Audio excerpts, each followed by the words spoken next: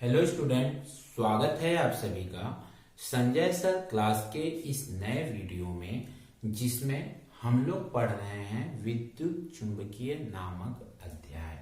और आज का जो हमारा टॉपिक है वो बहुत ही इम्पोर्टेंट और महत्वपूर्ण होने वाला है। ठीक है, आज का जो हमारा टॉपिक है वो है प्रेरकत्व। प्रेरकत्व होता क्या है स्टूडेंट? जब हम लोगों ने विद्युत चुंबकीय प्रेरण नामक अध्याय स्टार्ट किया था तो पहले ही क्लास में, पहले ही वीडियो में मैंने आप लोगों को फैराडे के प्रयोग और फैराडे साहब के नियम को बताया था, जिसमें हमने ये जाना था कि हमारे पास मान लीजिए एक कुंडली हो इस प्रकार, ठीक है, और हम इसके नजदीक में क्या करते हैं, एक चुंबक को बार बार लाते हैं और बार बार दूर ले जाते हैं। एक चुंबक को हम इसके पास लाते हैं, फिर दूर ले जाते हैं। मतलब इन दोनों के मध्य में जब हम सापेक्षिक गति कराते हैं तो सापेक्षिक गति कराने के कारण होता यह है कि इस कुंडली से बद्ध चुंबकीय फ्लक्स के मान में परिवर्तन होता है। ऐसा क्यों होता है? क्योंकि जब हम चुंबक को बार बार इसके पास और दूर ऐसे ले जाते हैं तो इससे होता क्या है, इस कुंडली से, इस चुंबक से लगातार चुंबकीय क्षेत्र रेखाएं निकल रही हैं। तो जब हम पास लाते हैं और दूर ले जाते हैं तो इस कुंडली से चुंबकीय क्षेत्र रेखाएं गुजरती हैं, उनकी संख्याओं में लगातार परिवर्तन होता है। क्यों? जब दूर ले जाएंगे तो ये संख्या कम हो जाएंगी, जब नजदीक लाएंगे तो ये संख्या लगातार बढ़ती है।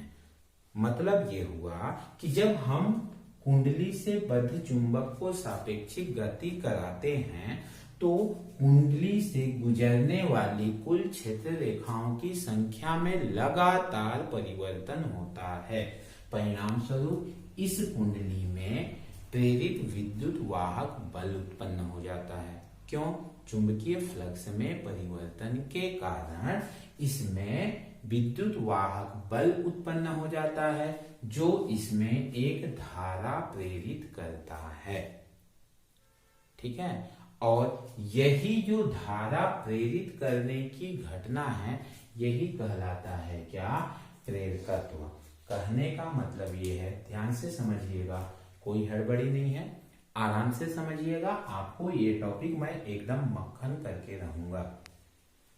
क्या है कि जब भी एक कुंडली से संबंधित चुंबकीय फ्लक्स के मान में हम लगातार परिवर्तन करते हैं तो उस कुंडली में एक विद्युत वाहक बल उत्पन्न हो जाता है, जो इस कुंडली में धारा प्रेरित करता है। और धारा उत्पन्न होने की यह घटना, या मैं ये कहूं कि यह धारा जो उत्पन्न होती है तो उसे हम कहते हैं क्या? प्रेरकत्व। फिर से ध्यान से सुनिएगा। क्या? कि जब किसी कुंडली से बद्ध चुंबकीय फ्लक्स के मान में परिवर्तन होता है तो उस कुंडली में विद्युत वाहक बल उत्पन्न हो जाता है, जो उस कुंडली में धारा प्रेरित करता है। और जब धारा प्रेरित करता है तो उसे हम कहते हैं प्रेरकत्व। और यह जो प्रेरकत्व होता है यह एक्चुअल में दो प्रकार का होता है। पहला होता है स्वप्रेरकत्व और दूसरा होता है अन्योन्य प्रेरकत्व। अन्योन्य प्रेरकत्व। आज के इस टॉपिक में, इस वीडियो में हम मुख्यतः इस पहले प्रकार को पढ़ेंगे और अगले वीडियो में इसके दूसरे प्रकार को पढ़ेंगे। अब इस स्वप्रेरकत्व को समझिएगा कि क्या होता है। स्टूडेंट, हमारे पास क्या है, एक कुंडली है। इस प्रकार एक कुंडली है। कुंडली में हम क्या किए, एक 5 एम्पियर की बैटरी जोड़ देते हैं, ये लगा दिया हमने कुंजी और ये परिपथ को पूरा किया। हमने इसमें क्या किया, एक 5 एम्पियर की एक 5 एम्पियर की बैटरी इसमें जोड़ दिया। अब क्या करते हैं, जब हम इस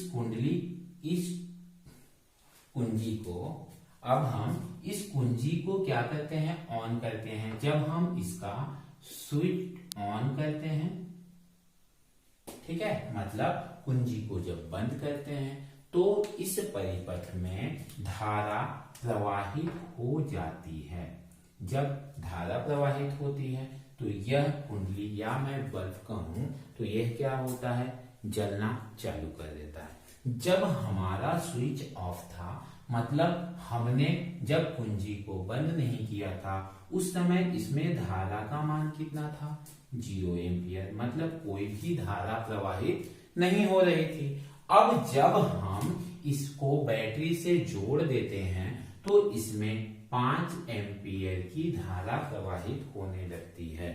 अब थोड़ा सा आप ये दिमाग लगाइए कि जब हम स्विच ऑन करते हैं, अपने घर के लाइट को चालू करते हैं, स्विच ऑन किए, बल्ब एक ही बार जल जाता है, ठीक है, चाहे जितने एम्पियर की धारा घर में प्रवाहित हो रही हो। लेकिन अगर मैं बैटरी की बात करूं कि बैटरी से हमको 5 एम्पियर की धारा प्राप्त हो रही है, तो जब स्विच बंद है तो 0 एम्पियर, लेकिन स्विच चालू किए तुरंत लाइट जलता है, मतलब 5 एम्पियर। तो क्या ये पॉसिबल है कि यह धारा जो कुंडली को प्राप्त हो रही है 5 एम्पियर, यह डायरेक्ट 5 एम्पियर पे पहुंच जाएगी, मतलब 1 एम्पियर, 2 एम्पियर, 3 एम्पियर, 4 एम्पियर इनसे गुजरेगी नहीं? ऐसा पॉसिबल है?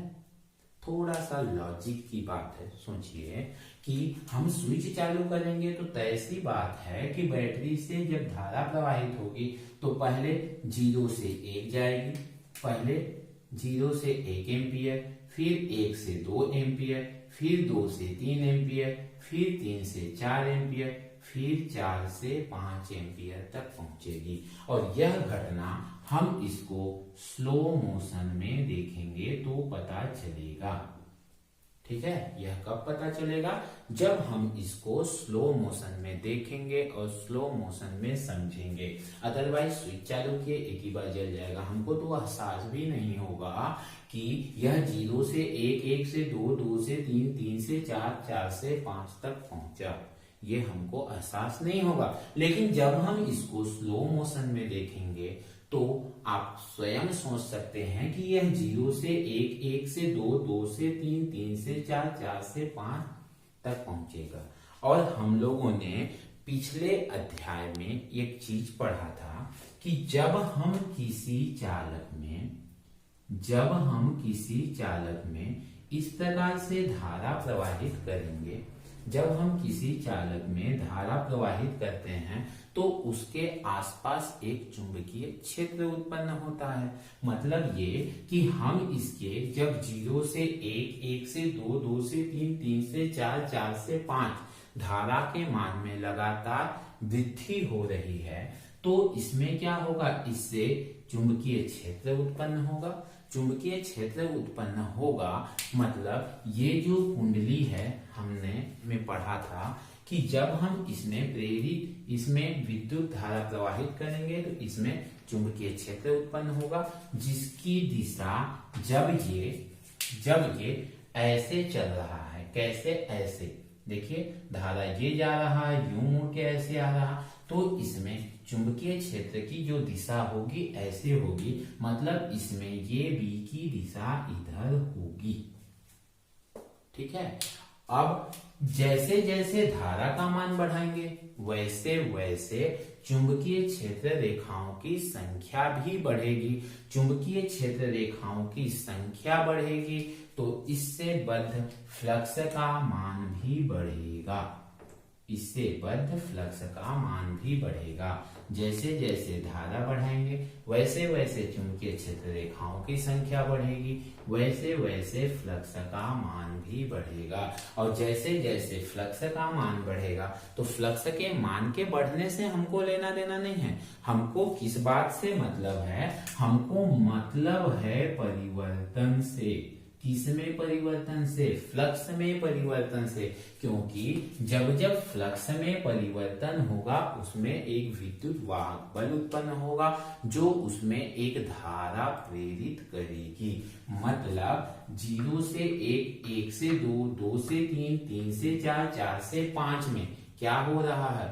धारा में वृद्धि हो रही है। धारा में वृद्धि मतलब फ्लक्स में वृद्धि, वृद्धि मतलब परिवर्तन। और जब परिवर्तन होगा तो इस कुंडली में एक धारा प्रेरित हो जाएगी जिसे हम प्रेरित धारा के नाम से जानते हैं।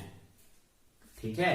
अब हमने फैराडे के दूसरे नियम में ये पढ़ा है कि ये फाई बी का जो मान होता है, ये जो चुंबकीय फ्लक्स का मान होता है, चुंबकीय फ्लक्स के मान के कारण, परिवर्तन के कारण इसमें क्या उत्पन्न होता है? विद्युत वाहक बल उत्पन्न होता है। और इस विद्युत वाहक बल का मान माइनस का D phi by D T मतलब फ्लक्स में परिवर्तन के बराबर होता है। ये हम लोगों ने फैराडे साहब के दूसरे नियम में जाना था, जहां पे यह माइनस चिन्ह क्या बताता है? यह माइनस चिन्ह बताता है लेंज का नियम। लेंज का नियम मतलब विरोध। विरोध मतलब उस कारण का विरोध जिसके कारण वह स्वयं उत्पन्न हो रही है। तो यह प्रेरित धारा किस कारण से उत्पन्न हो रही है? इस विद्युत धारा में, मूल विद्युत धारा में परिवर्तन के कारण। तो यदि मूल विद्युत धारा की दिशा ये है, इस प्रकार इसकी दिशा है, तो प्रेरित धारा की दिशा इसके विपरीत होगी। ये चीज क्लियर हुआ। अब दूसरी चीज, मान लीजिए किसी कारणवश, अब इसमें आगे देखिए, जब बैटरी हमारा 5 एम्पियर का है तो ये आगे क्या होगा? 5 ही एम्पियर होगा। आगे 5 ही एम्पियर होगा, 6 तो होगा नहीं, 5 ही एम्पियर होगा। मतलब आगे जाकर के धारा क्या हो जा रही है? नियत हो जा रही है। मतलब धारा में कोई भी परिवर्तन नहीं हो रहा है। और जब धारा में परिवर्तन नहीं होगा तो इस प्रेरित धारा का मान क्या हो जाएगा? शून्य हो जाएगा। कहने का मतलब ये है कि इस प्रेरित धारा का अस्तित्व कब तक है? जब हम स्विच चालू कर रहे हैं तब। और जब हम स्विच ऑन कर रहे हैं तो प्रेरित धारा की दिशा मूल धारा के विपरीत होती है। अब जब हम क्या करेंगे? अब इसको, अब थोड़ा सा ये देखिए कि जब हम इस बैटरी को डिस्कनेक्ट करेंगे, मतलब हमने क्या किया? हमने स्विच ऑफ कर दिया। हमने स्विच को ऑफ कर दिया। स्विच ऑफ कर देंगे तो अब धीरे धीरे इसके मान में 5 एम्पियर से अब क्या होगा? कमी आएगा। कहाँ आ जाएगा? 0 एम्पियर में। मतलब जो धारा होगी वो धारा क्या होगी? कमी होगी। धारा 5 से 4 होगा, 4 से 3, 3 से 2, 2 से 1, 1 से 0। इसमें इस प्रकार से क्या होगी? कमी आएगी। इसमें इस प्रकार से कमी आएगी। और जब कमी आएगी, विद्युत धारा का मान यहाँ पर कम होगा। कम होगा तो फ्लक्स का मान भी कम होगा। ठीक है। और जब फ्लक्स का मान कम होगा तो यह माइनस लेंज का नियम फिर से उस कारण का विरोध करेगी। फ्लक्स में अब क्या हो रहा है? धारा में परिवर्तन। धारा में परिवर्तन मतलब फ्लक्स में परिवर्तन। फ्लक्स में परिवर्तन मतलब प्रेरित विद्युत वाहक बल उत्पन्न होगा। फिर से प्रेरित विद्युत वाहक बल उत्पन्न होगा। एक बार प्रेरित विद्युत वाहक बल 0 हो चुका है, कब? जब धारा का मान नियत हो गया। अब जब हम स्विच को ऑफ कर रहे हैं तो फिर से धारा में परिवर्तन, धारा में परिवर्तन मतलब फ्लक्स में परिवर्तन, फ्लक्स में परिवर्तन मतलब प्रेरित विद्युत वाहक बल उत्पन्न होगा। और अब फिर से उसकी दिशा लेंज के नियम के अनुसार इस प्रकार होगी कि वह उस कारण का विरोध करेगी। किस कारण का? इसके कम होने का विरोध करेगी। अर्थात इस समय जो प्रेरित धारा की दिशा होगी, प्रेरित धारा की दिशा वह मूल धारा कैसी है? मूल धारा तो प्लस से माइनस की ओर ही चल रही है, तो मूल धारा की दिशा में हो जाएगी। कहने का मतलब ये है कि जब हम स्विच ऑन करते हैं तो प्रेरित धारा की दिशा मूल धारा के विपरीत होती है। जब हम स्विच ऑफ करते हैं तो प्रेरित धारा की दिशा मूल धारा के समान होगी। क्लियर है इतना? अब हम लोगों ने ये देखा यहाँ पे कि जैसे जैसे हम धारा का मान बढ़ा रहे हैं वैसे वैसे फ्लक्स का मान बढ़ रहा है। जैसे जैसे धारा का मान घटा रहे हैं वैसे वैसे फ्लक्स का मान भी घट रहा है। कहने का मतलब यह है कि फ्लक्स में जो परिवर्तन है वह धारा में परिवर्तन के क्या है? समानुपाती होता है। ये हमने यहाँ पर अभी देखा कि जैसे जैसे धारा का मान बढ़ा रहे हैं इससे चुंबकीय क्षेत्र रेखाओं की संख्या बढ़ रही है। चुंबकीय क्षेत्र रेखाओं की संख्या बढ़ रही है तो फ्लक्स का मान बढ़ रहा है। फिर से जैसे जैसे धारा का मान कम कर रहे हैं वैसे वैसे चुंबकीय क्षेत्र रेखाओं की संख्या कम हो रही है। जैसे जैसे चुंबकीय क्षेत्र रेखाओं की संख्या कम हो रही है वैसे वैसे फ्लक्स का मान भी कम हो रहा है। अर्थात फ्लक्स में जो परिवर्तन है वह विद्युत धारा के क्या है? अनुक्रमानुपाती है। और जब हम इस अनुक्रमानुपाती चिन्ह को हटाते हैं तो लगता है LI। और जहां पर यल क्या है? यल एक नियतांक है जिसे स्वप्रेरकत्व कहते हैं या स्वप्रेरण गुणांक कहते हैं। स्वप्रेरकत्व या स्वप्रेरण गुणांक कहते हैं। स्टूडेंट एक चीज और जो छूट जा रहा है, बारीक सा चीज है, वो ये है कि जब हम किसी कुंडली में विद्युत धारा प्रवाहित करते हैं तो उसी कुंडली से बद्ध इसके आसपास हम कोई अलग से चुंबक नहीं ला रहे हैं। ध्यान दीजिएगा, हम इसी कुंडली में विद्युत धारा प्रवाहित कर रहे हैं तो इसी कुंडली से बद्ध चुंबकीय फ्लक्स में परिवर्तन हो रहा है। न तो दूसरा चुंबक है न तो दूसरा कुंडली है, केवल स्वयं का अकेले का कुंडली है। तो जब हम उसी कुंडली में विद्युत धारा उत्पन्न करते हैं तो उसी कुंडली से बद्ध चुंबकीय फ्लक्स में क्या होता है? परिवर्तन होता है। परिणाम स्वरूप इस कुंडली में प्रेरित धारा उत्पन्न हो जाता है। और यह धारा उत्पन्न होने की पूरी जो घटना है वह कहलाता है स्वप्रेरण। वह कहलाता है क्या? स्वप्रेरण।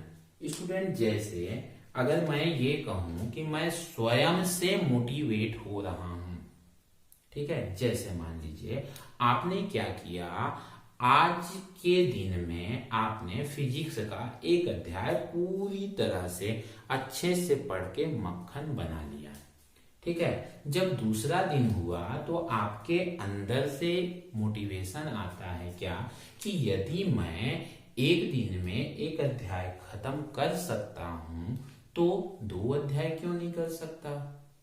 2 अध्याय भी तो कर सकता हूं।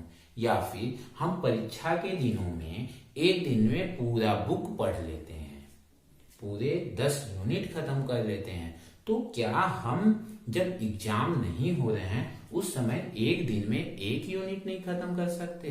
कर सकते हैं। तो ये मोटिवेशन हमको कहां से मिल रही है? स्वयं से। हम स्वयं से प्रेरित हो रहे हैं।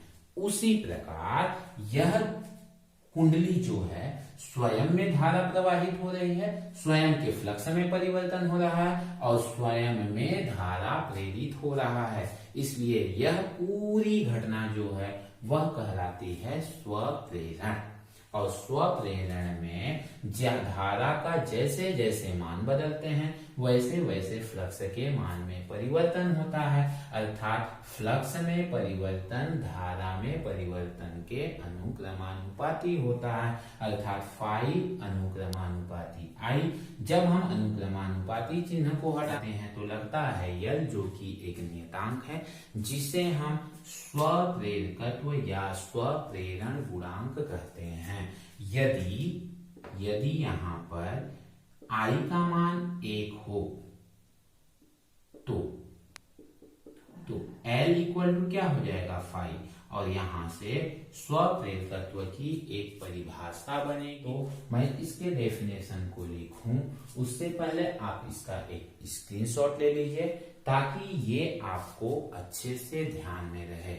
आई होप आप प्रेरकत्व, स्वप्रेरण और स्वप्रेरकत्व से अब अच्छी तरीके से वाकिफ हो चुके होंगे। मैं इनके परिभाषाओं को लिख देता हूं, आप इतना स्क्रीनशॉट लीजिए, फिर मिटा के मैं परिभाषा को लिखता हूं।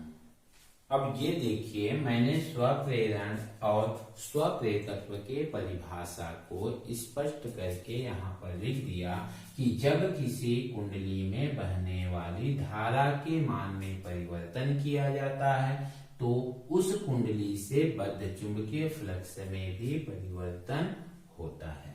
फलस्वरूप उसी कुंडली में प्रेरित धारा उत्पन्न हो जाता है और यह पूरी जो घटना है वह कहलाता है स्वप्रेरण। अभी अभी मैंने आपको बताया था कि जैसे जैसे धारा का मान बढ़ाते हैं, जैसे जैसे धारा के मान को बढ़ाते हैं वैसे वैसे मूल फ्लक्स का मान भी बढ़ता है। जैसे जैसे धारा को कम करते हैं फ्लक्स भी कम होता है, अर्थात फ्लक्स का जो मान है, जो कुंडली से बद्ध चुंबकीय फ्लक्स है, उसमें प्रवाहित धारा पर निर्भर करता है। किस प्रकार निर्भर करता है कि कुंडली से बद्ध चुंबकीय फ्लक्स उसमें प्रवाहित धारा के अनुक्रमानुपाती होता है, अर्थात फाई भी अनुक्रमानुपाती आई। अनुक्रमानुपाती चिन्ह को हटाते हैं तो लगता है एक नियतांक L, जिससे हम कहते हैं स्वप्रेरकत्व या स्वप्रेरण गुणांक। यही था हमारा आज का मुख्य टॉपिक। और जब हम I का मान 1 रखते हैं तो L बराबर क्या बचेगा 5B। तो यहां से स्वप्रेरकत्व का एक परिभाषा बनेगा कि किसी कुंडली का स्वप्रेरकत्व आंशिक रूप से उस कुंडली से बद्ध चुंबकीय फ्लक्स के बराबर होता है। L का मान चुंबकीय फ्लक्स के बराबर है जब कुंडली में एकांक धारा प्रवाहित करने से फ्लक्स उत्पन्न होता है। मतलब अगर हम धारा का मान एकांक करते हैं तो जो भी फ्लक्स में परिवर्तन होता है वही आंशिक रूप से इसका मान होता है। किसका? स्वप्रेरकत्व का। सॉरी, यहाँ पे आंशिक लिखा गया है, यहाँ पर आंशिक है। ठीक है।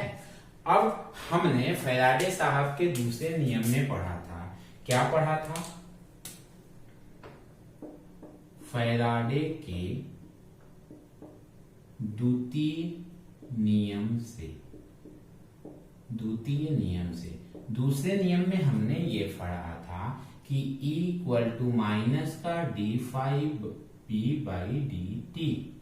ठीक है। 5b का मान यहाँ पे कितना है? Li है, रख देते हैं यहाँ पे। तो E इक्वल टू माइनस का dLi बाई dt। ठीक है। L नियतांक है, बाहर आ जाएगा, तो माइनस का L into di by dt। अब यहाँ पर थोड़ा सा देखिए कि यदि di बाई dt का मान 1 हो तो मतलब धारा में परिवर्तन का दर जो है वो क्या हो? एकांक हो। तो यहां से क्या मिलेगा? E इक्वल टू माइनस का L। माइनस क्या है? लेंज के नियम को बताता है, विरोध करना बताता है। विरोध मतलब विरोध, हमने लेंज के नियम को इसके दूसरे वीडियो में पढ़ा है। ठीक है, तब यहां से अब पुनः इस स्वप्रेरकत्व का एक अलग परिभाषा बनेगा। वो परिभाषा क्या होगा कि किसी कुंडली का स्वप्रेरकत्व आंकिक रूप से उस विद्युत वाहक बल के बराबर होता है।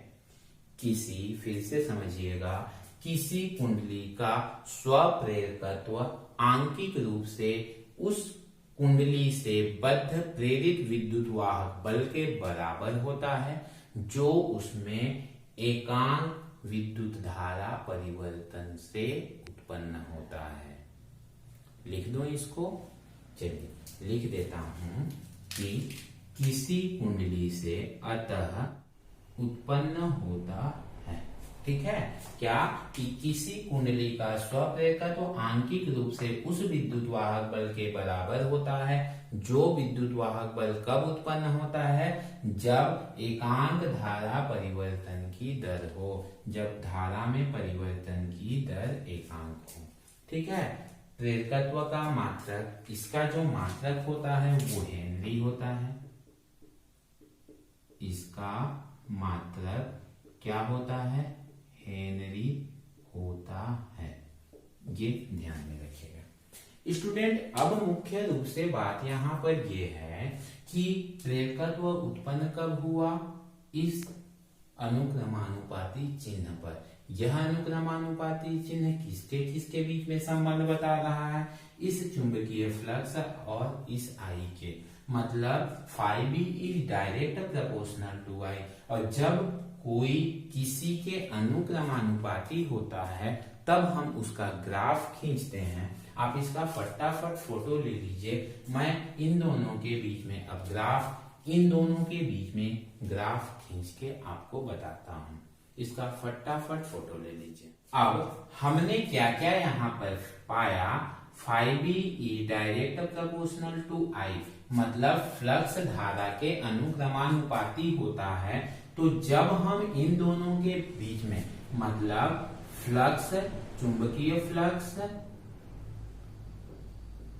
और धारा के मध्य में ग्राफ खींचेंगे, धारा के मध्य ग्राफ खींचेंगे तो हमको ये ग्राफ कैसा मिलेगा। ग्राफ लेते हैं ये ठीक है, ये हो गया धारा, ये हो गया फ्लक्स phi b। तो जब डायरेक्ट प्रोपोर्शनल होता है, जब अनुक्रमानुपाती होता है, तो हमको ग्राफ में एक सीधी रेखा प्राप्त होती है, जो हमको यहाँ पे phi b equal to L I मिला था। एल क्या है, एक नियतांक है। जब हम आई का यहाँ तिर्यक गुणा करेंगे तो एल इक्वल टू होगा phi b बटे ए। मतलब हर स्थिति में इन दोनों का जो अनुपात होगा वह एक नियतांक होगा। ठीक है, दूसरा चीज, इस चीज पर आइए। यहाँ पर हमको क्या मिला है, दूसरे कंडीशन में मिला है E इक्वल टू माइनस का L into D I by D T. ठीक है, कहने का मतलब हम विद्युत वाहक बल और धारा परिवर्तन की दर, किसमें, विद्युत वाहक बल और धारा में परिवर्तन की दर के मध्य अगर हम ग्राफ खींचेंगे तो हमको कैसा मिलेगा। इसमें भी एक क्या आ रहा है, नियतांक L, जिसका मान क्या होगा, नियत होगा। अर्थात जब हम इनके बीच में ग्राफ खींचेंगे इस प्रकार से, ये हो जाएगा I, ये हो जाएगा D I by D T, ये हो जाएगा विद्युत वाहक बल, प्रेरित विद्युत वाहक बल। जब इनमें भी हम ग्राफ खींचेंगे तो ये क्या होगा, इस प्रकार से प्राप्त होगा। ठीक है स्टूडेंट, एक चीज और, हम लोगों ने पिछले अध्याय में चुंबकीय स्थितिज ऊर्जा के बारे में पढ़ा था। इसको मिटा के थोड़ा सा मैं उसके बारे में भी आपको बता दूं। चुंबकीय स्थितिज ऊर्जा,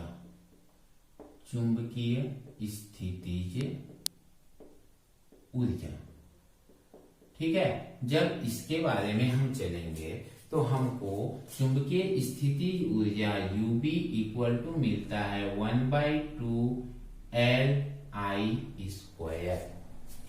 ये मिलता है 1/2 Li²। अब यहाँ पर L क्या है, L ही तो नियतांक है, ये मतलब ये भी अर्थात UB is direct proportional to क्या हुआ I²। मतलब यह धारा के वर्ग के अनुक्रमानुपाती होता है।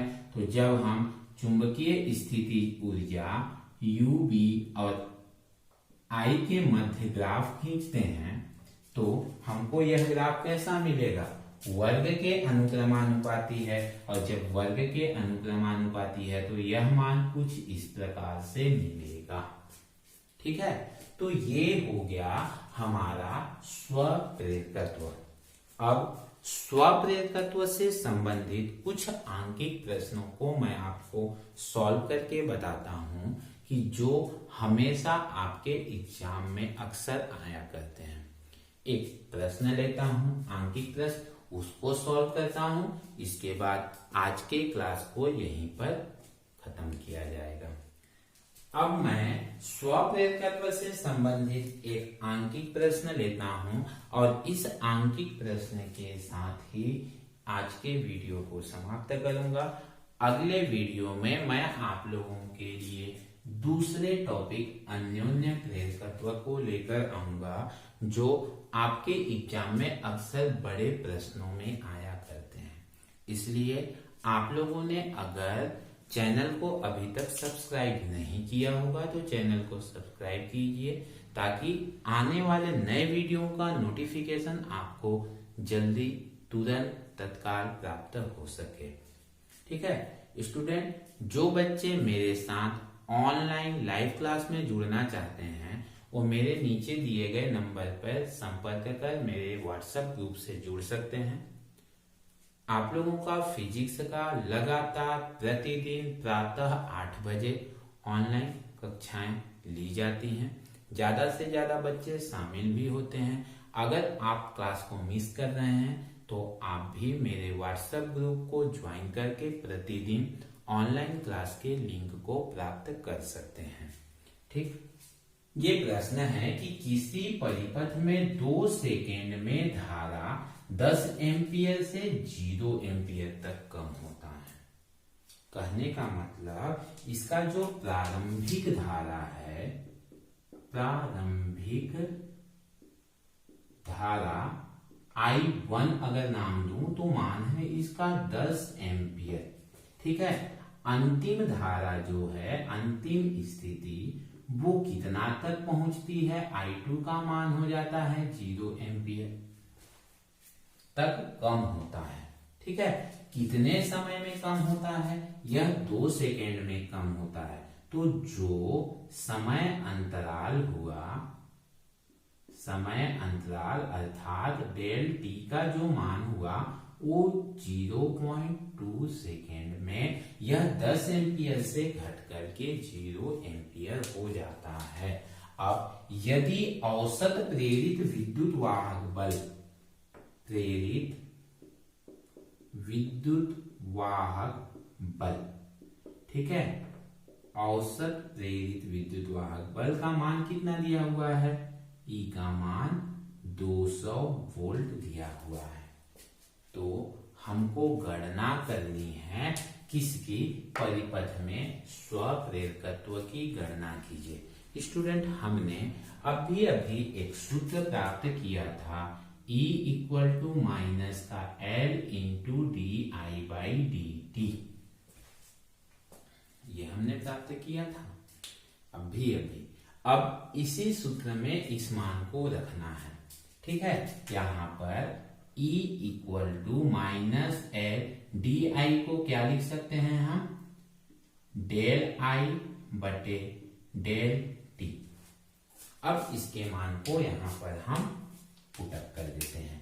E का मान कितना है, 200 वोल्ट इक्वल टू माइनस का L, डेल I का मान क्या हो जाएगा, डेल I मतलब I2 माइनस I1 बटे डेल टी का मान कितना दिया हुआ है 0.2। ठीक, मान लग देते हैं इसके मान को। क्या होगा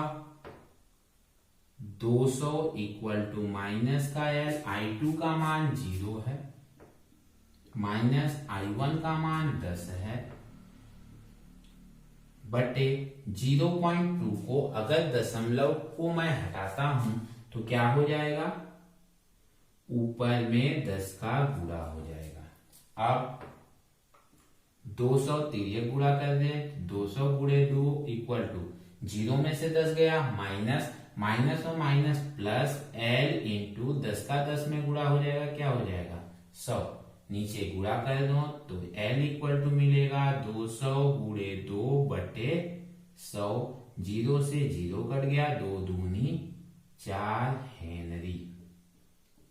प्रेरकत्व का मान कितना आया 4 हेनरी, अर्थात L equal to 4 henry. Student प्रश्न को ध्यान से पढ़िएगा, ध्यान से समझिएगा। प्रश्नों में क्या होता है, इस मान को बदल दिया जाता है। ठीक है, क्योंकि ये प्रश्न छोटे नंबरों में आएगा, छोटे नंबरों में, और छोटे हम परीक्षा जब देते हैं तो हमारे पास प्रश्न पत्र 3 सेट में हुआ करता है, और छोटे नंबरों के जो प्रश्न होते हैं सभी प्रश्न पत्रों में अलग अलग प्रश्न होते हैं। तो उस समय अक्सर ये होता है कि इस मान को बदल दिया जाता है। मान को बदल दिया गया, लेकिन बनाने का तरीका तो वही है ना। तो अगर मान को बदल दिया तो मान को आप भी बदल करके ऐसे ही हल कर सकते हैं।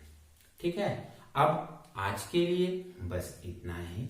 आज के वीडियो में मैंने आप लोगों को स्वप्रेरण और स्वप्रेरण गुणांक के बारे में बताया, समझाया, और अपनी तरफ से मैंने पूरा कोशिश किया है कि आप लोगों को स्वप्रेरण और स्वप्रेरकत्व एकदम मक्खन हो जाए। इससे संबंधित जैसे भी प्रश्न आपके परीक्षाओं में पूछे जाते हैं उन सभी टॉपिकों को मैंने क्लियर किया। अगले वीडियो में मैं आप लोगों को अन्योन्य प्रेरकत्व के बारे में बताऊंगा, साथ ही साथ 2 वृत्ताकार कुंडलियों के मध्य, 2 लंबी परिनलिकाओं के मध्य स्वप्रेरकत्व और अन्योन्य प्रेरकत्व का मान भी ज्ञात करके बताऊंगा। आज के लिए बस इतना ही। वीडियो कैसा लगा आप कमेंट्स बॉक्स में कमेंट्स करके जरूर बताइए। वीडियो पसंद आया हो लाइक कीजिए, चैनल को सब्सक्राइब कीजिए और ज्यादा से ज्यादा अपने दोस्तों के पास शेयर कीजिए। आज के लिए बस इतना ही। Thank you for watching.